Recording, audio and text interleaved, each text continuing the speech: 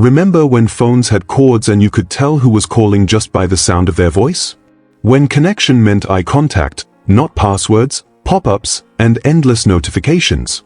Somewhere along the way, the world began to sprint. New devices, updates, downloads, digital wallets. And it started to feel like technology was quietly closing the door on us. But here's the twist, it never did. Technology hasn't raced ahead to leave you behind. It's been patiently waiting for you to slow it down, to reshape it around your rhythm.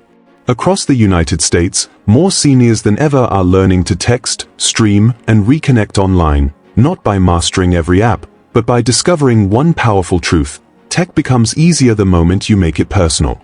Have you ever felt like the digital world was moving too fast to follow? Tell me your story in the comments. And before we continue, if this already feels like it's speaking to you, tap like, hit subscribe, and ring that bell, because your new chapter with technology starts right here, right now. Meet Osric Vale, a 68-year-old retired jazz musician from the soulful heart of New Orleans, a man who lived his entire life by rhythm, not algorithms. For more than 4 decades, his saxophone was his closest companion, his passport to smoky lounges, neon-lit blues clubs, and candlelit festival stages that pulsed with the heartbeat of the city. He believed in melody, in stories told through sound, in the quiet magic of connection that didn't need a Wi-Fi signal. When smartphones and streaming took over, Osric quietly bowed out. "Machines can't feel swing," he would say, shaking his head as his friends scrolled through endless feeds. He wasn't bitter, just tired of a world that moved too fast to listen. He thought technology was the end of authenticity.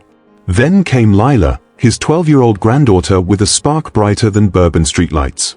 One summer evening, she recorded him playing an old jazz ballad under the magnolia tree behind his home, the same song he'd written for her grandmother when they first fell in love. She uploaded it to a platform he'd never heard of, TikTok. Within 2 days, the clip went viral. Millions watched, thousands commented, "He sounds like home. This music makes me miss my granddad. Where can I hear more?" Osric's quiet world lit up. People from across the world were touched by a sound he thought had faded into memory. Lila showed him the comments, and he just sat there, stunned. "All this, from one song," he whispered. That single moment shattered his belief that technology had stolen connection. It showed him it had simply transformed it. Slowly, he learned to navigate the digital world. He bought his first smartphone, started a YouTube channel called Soul Notes with Osric, and began teaching jazz fundamentals online. His living room became his stage, his audience global. He shared stories of resilience, love, and rhythm with young musicians eager to learn from someone who'd lived it. Now, he jokes that his saxophone finally has Wi-Fi. Maybe, he says with a wink, technology didn't replace connection, it multiplied it. In rediscovering the digital world, Osric didn't lose himself. He simply found a new way to play the same song of life, this time for a generation that listens with their hearts through their screens. Secret 1. Curiosity never retires. Osric Vale discovered something quietly revolutionary the moment he stopped resisting and started exploring: the truth that curiosity never retires. For most of his life, curiosity had been his compass. It was what made him improvise in the middle of a song, what pushed him to blend unexpected notes, and what made every performance unique. But somewhere between cassette tapes and cloud storage, between handwritten letters and autocorrect, he lost touch with that instinct. He began to believe curiosity belonged to the young, to those who spoke the new digital language fluently. The day his granddaughter handed him her tablet, asking him to just try, he hesitated. The glowing screen looked like a foreign land. Icons, notifications, strange sounds. His hands hovered uncertainly above it, like a musician unsure which key to hit first. But deep down, he heard a familiar whisper from the past: "You learn to play the sax by ear, Osric. You can learn this too." He took a breath, pressed one button, then another. The screen flickered, the wrong app opened, and his reflection stared back at him through the front camera. He burst out laughing. "Well," he said to himself, "at least I'm handsome enough for mistakes." That laugh became the sound of his first digital breakthrough. He realized something fundamental: curiosity isn't a skill you lose with age. It's a muscle that softens from disuse but grows stronger every time you stretch it. From that moment, he decided to replace the phrase "I don't understand this" with "What does this do?" And that small shift changed everything. Osric began dedicating just 15 minutes each morning to exploring something new on his phone or laptop. One day, it was learning to adjust brightness. Another day, figuring out how to send voice notes.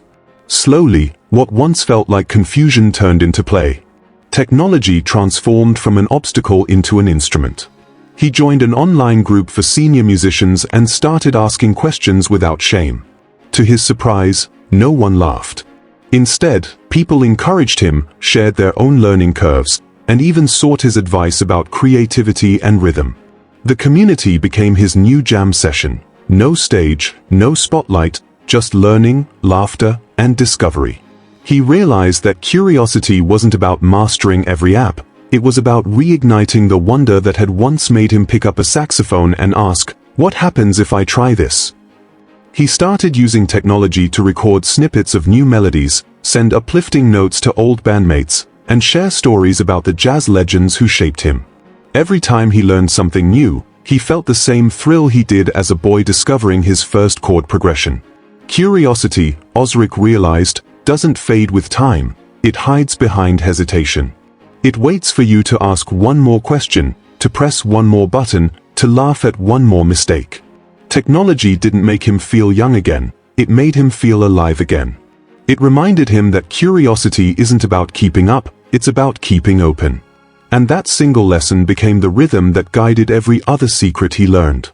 Curiosity, he now says, isn't the start of learning, it's the melody of staying forever human. Secret 2. Tech sounds better when you tune it to you. Osric learned early in his musical life that every instrument, no matter how beautiful, sounds off-key until you make it your own. You adjust the reed, the mouthpiece, the airflow, tiny personal touches that shape the sound into something uniquely yours. What surprised him was discovering that technology worked the same way. The first time he opened his new smartphone, it felt like walking into a crowded concert where everyone was playing at once, notifications flashing, apps buzzing, screens glowing too bright.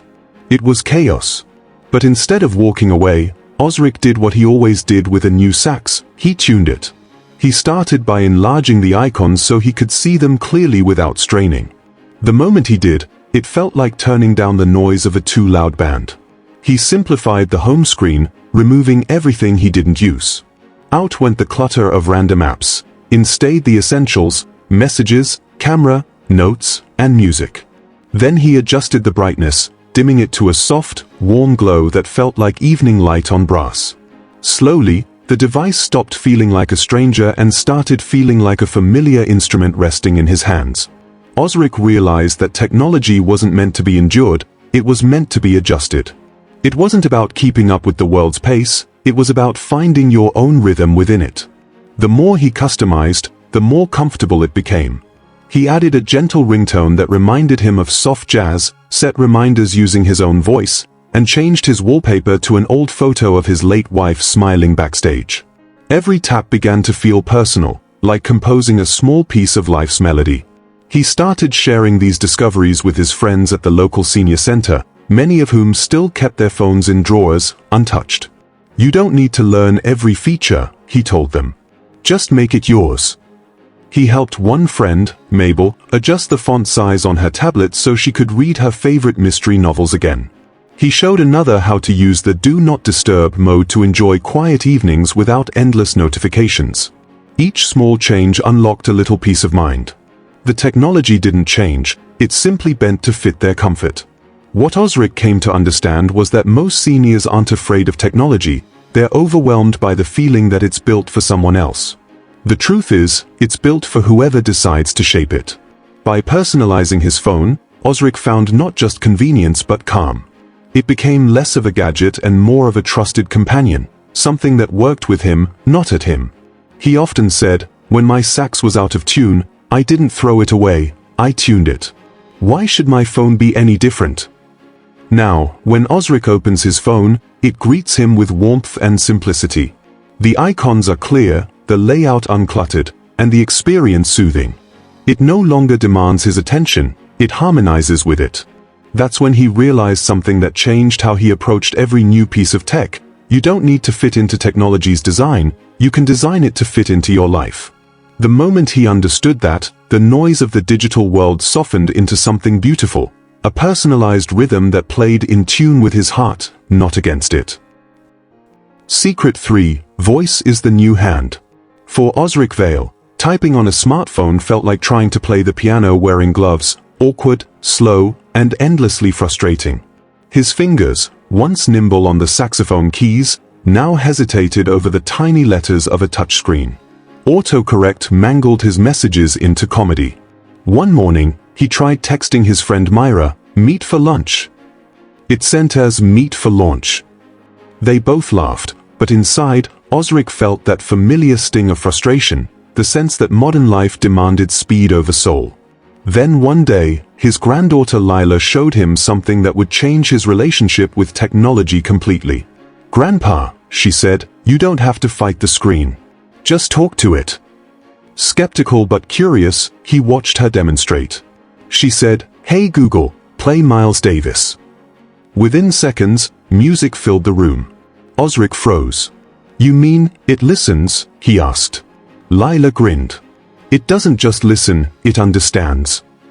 That moment flipped a switch in his mind. He began experimenting cautiously, issuing simple commands like, "Call Myra, set alarm for 8 a.m., and remind me to water the plants." Each time, the device responded instantly, without judgment or error. What felt like magic soon became empowerment. For the first time in years, technology didn't demand dexterity, it offered dignity. He realized it wasn't laziness to use his voice, it was liberation. He no longer had to squint at screens or fumble through menus. His phone became his assistant, his companion, his bridge to independence. He used it to play jazz playlists while cooking gumbo, to dictate song ideas that flowed into his mind late at night, and to send voice messages filled with laughter to his old bandmates scattered across the country. Each interaction felt personal, human, and effortless. The same voice that once filled smoky clubs now conducted a symphony of digital convenience. Osric began encouraging his friends to try it, especially those who struggled with arthritis or fading eyesight. "You've spent your whole life speaking truth," he'd tell them. "Why stop now?" He showed them how to send texts, make calls, and even search recipes, just by talking. One friend, Clara, who had stopped using her phone because she couldn't type easily anymore, tearfully told him, "I just ordered groceries with my voice. I feel capable again." That moment sealed it for Osric. Technology wasn't replacing human effort, it was restoring access to it. Soon, his home became a concert of simple commands and smooth replies. "Play John Coltrane." "Turn off the kitchen lights." "Remind me to call Lila." Every task that once felt overwhelming now flowed as naturally as conversation.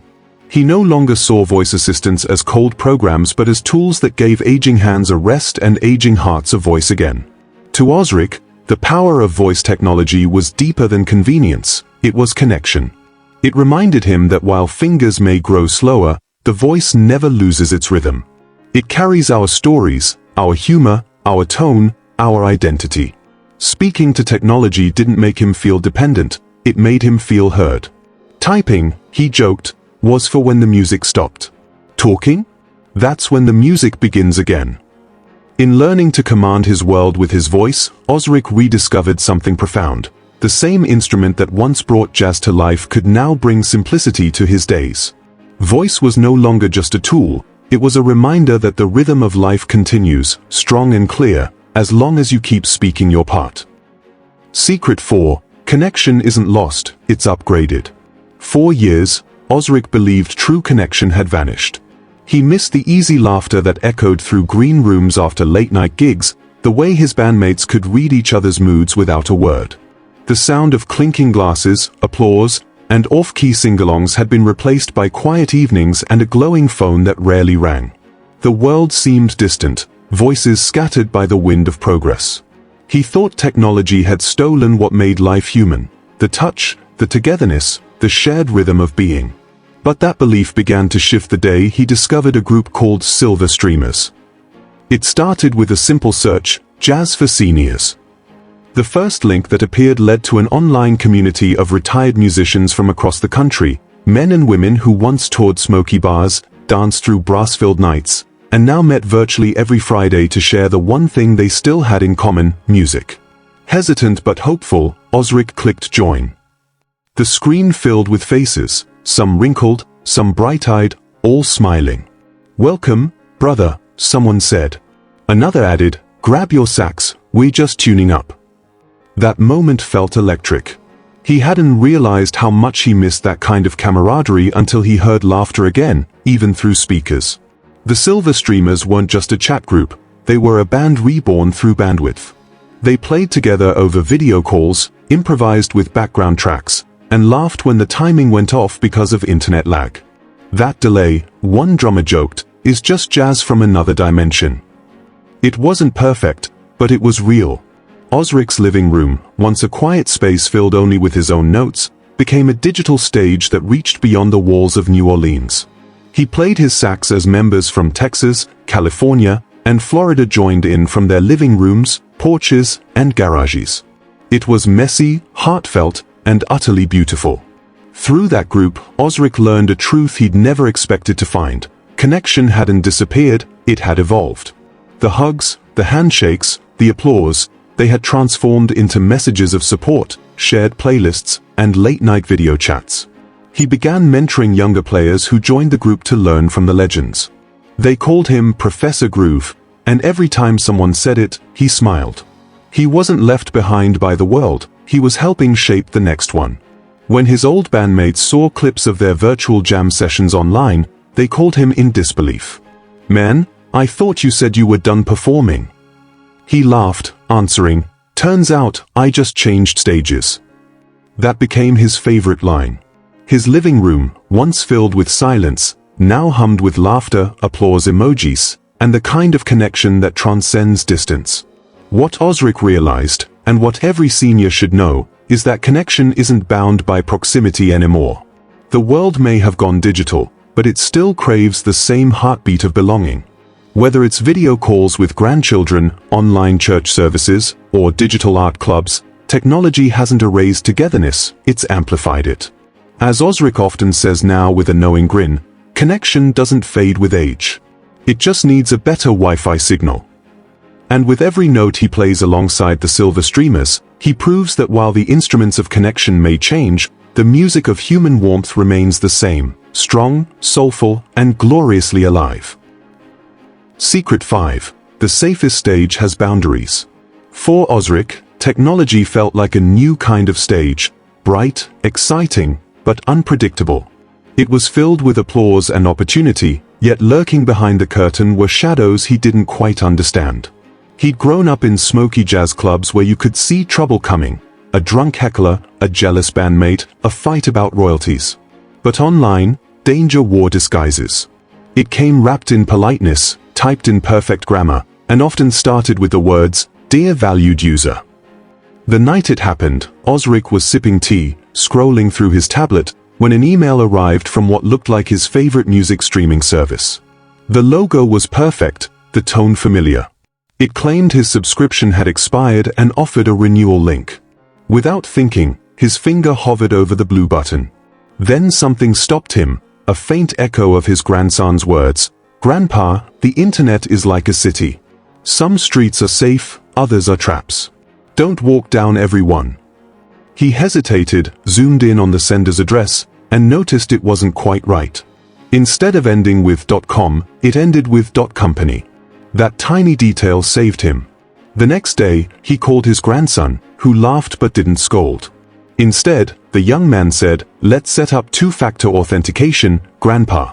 It's like locking the back door after you close the front." Together they went through Osric's accounts, email, bank, streaming, and added extra layers of protection. Every login now required a verification code sent to his phone. "It's a little extra work," Osric admitted, "but it feels like adding new bolts to my stage door." He began to see online safety differently. It wasn't about paranoia, it was about peace of mind. Just as he'd once tuned his saxophone before every performance, he now tuned his devices, checking privacy settings, ignoring suspicious links, and refusing to share personal details with anyone he didn't know. The same discipline that made him a great musician, patience, awareness, rhythm, was now keeping him secure in the digital world. Before long, Osric became the one giving advice. When a friend complained about being too old to understand all this cyber nonsense, Osric smiled and replied, "You don't need to understand everything, just the rules that keep you safe." He explained phishing scams using musical metaphors. If the note sounds off, don't play it. If the message feels rushed or too flattering, it's out of tune. That comparison clicked instantly. His friends began forwarding him suspicious emails to check, and he'd say, half joking, "Send it to the cyber band leader for inspection." Through those moments, Osric realized that safety wasn't about fear, it was about freedom. The more he learned, the more confident he felt exploring new apps, joining online concerts, and sharing his music. Knowing he had boundaries didn't limit him, it empowered him. Like a good stage with railings and lighting, boundaries didn't block creativity, they protected it. He even began teaching digital literacy sessions at his local senior center. He'd walk in with his tablet, open a fake-looking email, and ask, "What's wrong with this picture?" The room would buzz with curiosity and laughter as everyone took turns finding red flags. Osric called it jazzing with caution. That's when it hit him. Safety and art had always shared the same purpose, to keep the rhythm alive. He no longer saw the internet as a jungle but as a well-lit stage, one he could perform on without fear of falling. Now, whenever he logs in to check messages or upload a recording, he whispers to himself, "The safest stage has boundaries." Because in both music and technology, discipline doesn't cage your freedom, it makes it shine louder, clearer, and stronger than ever. Secret 6. Learn in harmony, not solo. When Osric first tried to learn technology alone, the silence was deafening. His house was filled with soft jazz and the smell of old vinyl, yet every time he stared at his phone's settings or his tablet's endless menus, it felt like being dropped into a foreign country without a translator. Tutorials online spoke too fast, and the buttons on his screen never looked like the ones in the videos. He'd sigh, close the device, and say, "Maybe this just isn't for me." But deep down, that sentence stung, because for the first time in decades, he felt like a beginner again. Then one Wednesday afternoon, his neighbor, a retired librarian named June, knocked on his door holding a flyer that read Tech Tea Club, Learn, Laugh, Sip. She smiled and said, "Osric, you helped me understand jazz chords once. Maybe it's my turn to return the favor." He almost declined, but something in her gentle persistence convinced him to go. When he arrived, the community center smelled like peppermint tea and old books. Around a dozen seniors sat in a circle, phones and tablets in hand, each with a different story.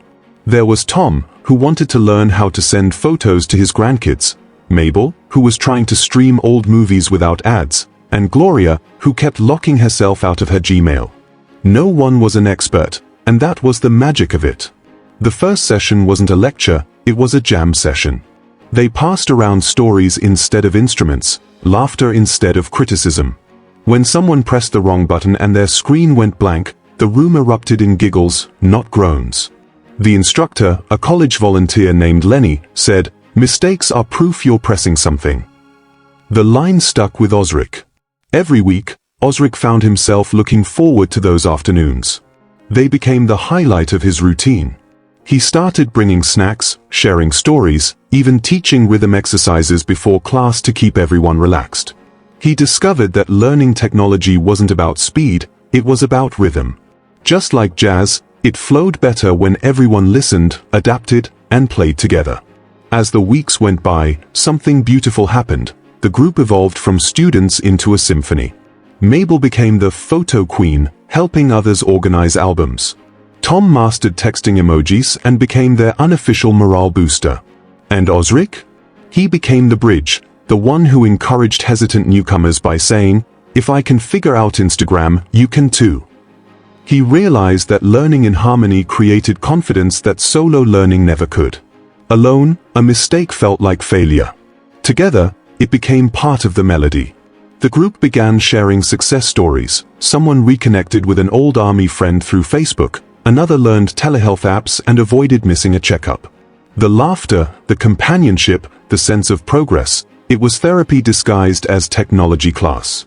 By spring, the Tech Tea Club had grown so much that the local newspaper came to cover their sessions.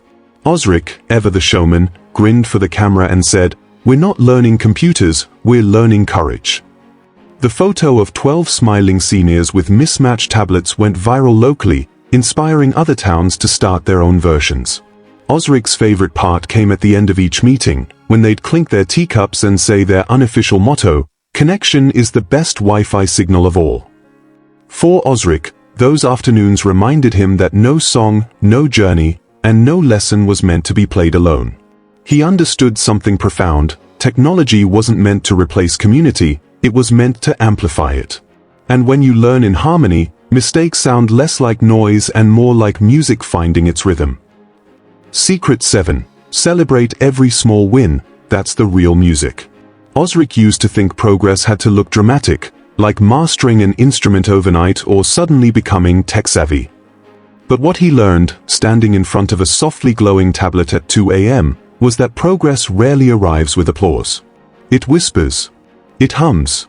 It happens quietly in the moments you least expect, like when he finally figured out how to adjust the camera angle on his livestream, or when he remembered to unmute himself during a video call. Those tiny moments? They were victories. And one by one, they built the soundtrack of his new digital life. It started with the smallest of notes, sending a voice message to his granddaughter with a single jazz emoji. He wasn't even sure it went through until she replied with a flurry of hearts and a voice note of her own, "Grandpa, you sound so cool." That single exchange made him laugh, a deep, satisfied kind of laughter that came from realizing he had just crossed a bridge he once thought impossible. A week later, he uploaded a short video clip himself. No help, no guidance, just him, his saxophone, and a sunset over New Orleans. It wasn't perfect, the lighting flickered, the audio was uneven. But when the first few comments came in, "Your sound brings peace, this feels like home," Osric smiled wider than he had in years. It wasn't about going viral anymore. It was about being visible, being present, being heard. Every small victory became a symphony. Learning how to schedule reminders, mastering a new app, sending his first group text, they weren't chores, they were songs of self-trust. He began keeping a little notebook beside his tablet, writing down each thing he learned. Swiped right instead of wrong today. Helped June download her favorite recipe app. Didn't panic when Wi-Fi dropped. It became his personal set list of triumphs. The funny thing was, each small success seemed to unlock a little more confidence not just in tech, but in life. When the cable remote stopped working, he no longer called for help immediately. He tinkered, he tested, he learned.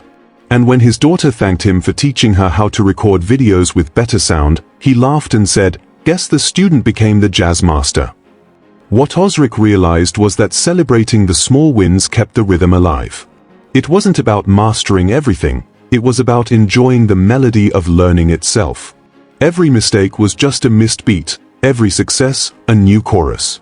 And the more he celebrated, the more natural it became to keep going. The Tech Tea Club picked up this habit too. At the end of each session, they'd share one victory each, no matter how small. Mabel once proudly announced, "I changed my ringtone without deleting my contacts," and the room erupted in applause. They even created a shared playlist titled Our Wins, where they listed every new thing they'd accomplished that week. One evening, during an interview for a senior digital literacy podcast, Osric was asked what advice he'd give to older adults who feel behind. He paused, smiled, and said, "Start where you are, celebrate everything you learn, and don't let silence fool you. The small wins are the real music." That line stuck. Listeners began quoting it online. And in that moment, Osric understood the full circle of his journey. Technology had once felt like noise to him, loud, confusing, chaotic. But now, every small success added up to a gentle, beautiful harmony that made him feel more alive than ever. The secret wasn't about catching up with technology, it was about dancing to its rhythm. One tap, one message, one upload at a time. Because in the end, progress doesn't play in grand crescendos. It plays in the quiet, steady beat of small wins celebrated, and that, Osric realized, is the sweetest song of all. Osric no longer hides from screens, he composes through them. What once felt like an invasion has become an invitation. His tablet is now a stage, his smartphone a microphone, his Wi-Fi connection a bridge that carries his rhythm to hearts he'll never meet in person. Through patience, humor, and an open heart, he learned that technology isn't the enemy of age, it's an amplifier of experience. It gives every senior a louder voice, a wider reach, and a chance to keep shaping the world with their stories. The beauty of Osric's transformation isn't in mastering gadgets, it's in rediscovering wonder. I used to think tech was stealing the soul from life, he says with a smile, fingers gently tracing his old saxophone. But now I see, it just needed me to play my note in its song. His message to you: technology isn't leaving you behind. It's waiting, patiently, for you to join the melody. Every new tap, swipe, or video call is a note in your own composition. So start small. Pick one thing, try voice commands, send a photo, or join an online group. Feel the pulse of connection rise again. Then come back and tell us what your first note sounded like. If Osric's story struck a chord, imagine what your song could sound like. If this inspired you, hit like, subscribe, and share it with someone who still thinks technology has passed them by. Because here on Techwise Seniors, we believe wisdom never ages, and curiosity never expires.